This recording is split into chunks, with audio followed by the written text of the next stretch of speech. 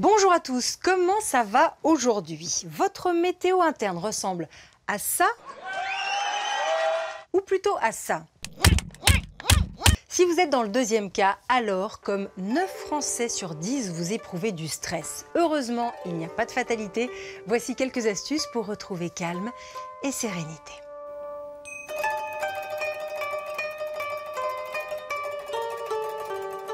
Et si, pour se détendre, on commençait tout simplement par rire? Quand on est enfant, on le fait environ 300 fois par jour, contre 20 à l'âge adulte.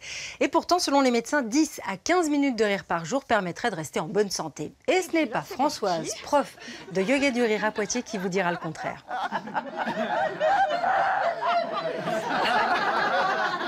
Le rire agit sur toutes les fonctions vitales, fonctions respiratoires, cardiaques, digestives, sur le transit, sans rentrer dans trop de détails, renforcement des défenses immunitaires, parce qu'on fabrique des hormones.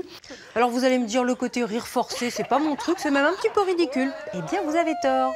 Le corps ne fait pas la différence. Quelqu'un qui ne rirait pas de manière naturelle, qui aurait simplement fait les mouvements et les sons, a des effets sur sa santé. Comptez une dizaine d'euros pour des séances collectives, 50 environ en individuel. Pour en savoir plus, rendez-vous sur le site de l'Institut français du yoga du rire.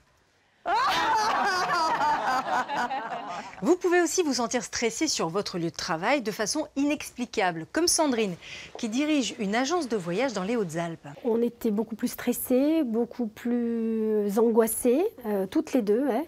Et puis on a eu des soucis au niveau du travail, chose que je n'avais jamais eue. Sandrine a fait venir une praticienne en Feng Shui, cet art millénaire chinois qui permet d'harmoniser l'énergie des lieux. Elle a identifié d'où venaient les problèmes. L'angle du mur venait en onde de forme agresser Marie au niveau de son dos.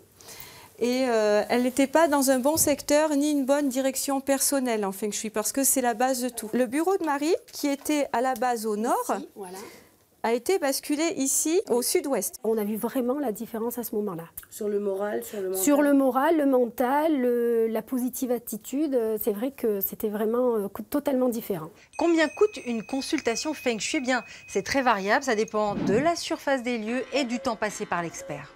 Pour évacuer le stress, il y a aussi une solution plus radicale et, comment dire, moins pacifique. La Fury Room. Traduisez, salle de fureur.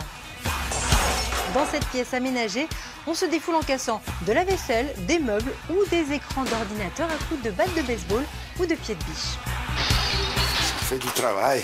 Ouh là là. C'est dur, c'est vraiment dur, c'est physique. Vous imaginiez ça comme ça? Non, pas aussi physique. Pendant que vous tapiez là, vous pensiez à quoi? À mon patron, un peu tout le monde. Hein. Tout le monde a pris. On est libéré, quoi. Les prix vont de 10 à 100 euros pour des séances de 10 à 30 minutes maxi. On trouve des Fury Rooms à Paris, Nantes, Nice, Bordeaux, Lille et Lyon. Moi, j'ai une petite préférence pour cette dernière méthode. Allez, avant de tout aller péter, on récapitule. Pour se détendre, on pense au yoga du rire, au Feng Shui et au service AT de Tante Simone dont on veut se débarrasser.